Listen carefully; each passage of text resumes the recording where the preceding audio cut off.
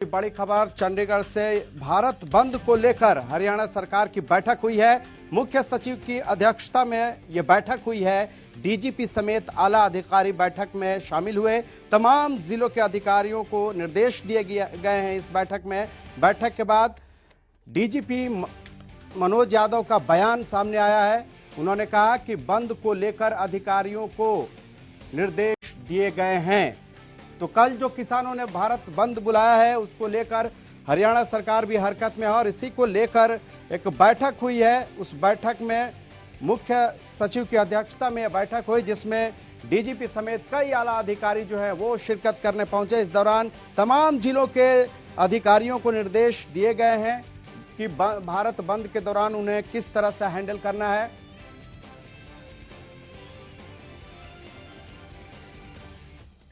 तो हरियाणा सरकार लगातार किसानों के आंदोलन को लेकर नजर बनाए हुए है, लेकिन जिस तरह से कल 8 दिसंबर को किसानों ने भारत बंद का आह्वान किया है और जिस तरह से उन्हें समर्थन मिल रहा है उसको देखते हुए सरकार भी अब पूरी तरह से सतर्क हो गई है। और यही वजह है कि मुख्य सचिव की अध्यक्षता में आज एक बैठक हुई है जिसमें डीजीपी समेत प्रदेश के कई आला अधिकारी इस बैठक में शामिल हुए। तमाम जिला अधिकारियों को इसमें निर्देश दिए गए हैं। एक बार फिर चंडीगढ़ से हमारे संवाददाता राकेश गुप्ता हमारे साथ जुड़ चुके हैं। राकेश, जिस तरह से कल किसानों ने भारत बंद बुलाया है और उससे पहले हरियाणा सरकार के आला अधिकारियों ने बैठक की है, उसको देखते हुए ऐसा लगता है कि कल किस तरह से इस आंदोलन को हैंडल करना है उसी को लेकर शायद इसमें चर्चा हुई।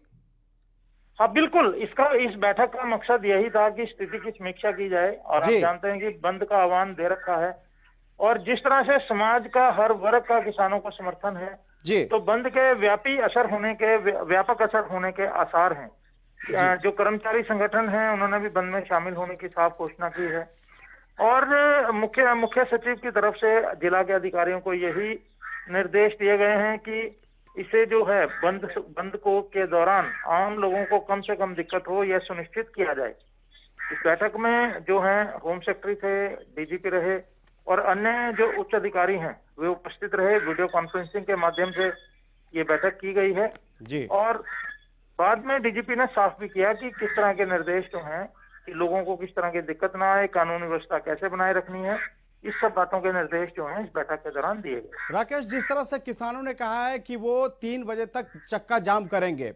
हरियाणा ऐसा प्रदेश है जो दिल्ली में कई जरूरी सामानों की आपूर्ति करता है। यहां तक हरियाणा से बहुत सारी सामान जो चीजें हैं वो आती हैं। अगर कल दिन भर इस तरह की स्थिति बनी रहती है और किसान जो एसेंशियल चीजें उसको नहीं आने देते हैं तो क्या उसको लेकर भी प्रशासन ने कोई दिशा निर्देश जारी किया है? क्योंकि जिस तरह से यह आंदोलन है, खास करके जो हरियाणा के बॉर्डर है यहाँ किसान जो है वो डटे हुए हैं, तो इसलिए अधिकारियों पर दबाव भी ज्यादा होगा।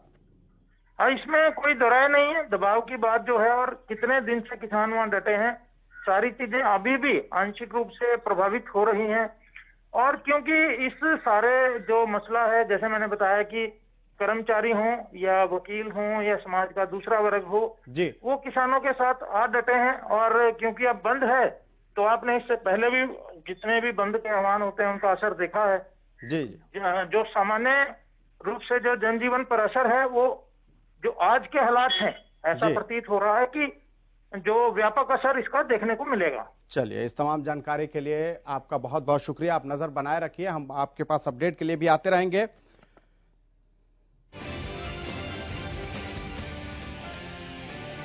जिला अधिकारी हैं उनको माननीय हमारे जो मुख्य सचिव महोदय हैं उन्होंने दिशा निर्देश दिए हैं कि इसको शांतिपूर्ण ढंग से संपन्न किया जाए और आम जनों को कम से कम असुविधा हो इस तरह से इसको मैनेज किया जाए। सभी संबंधित पक्षों से बातचीत की जाए, ये कहा।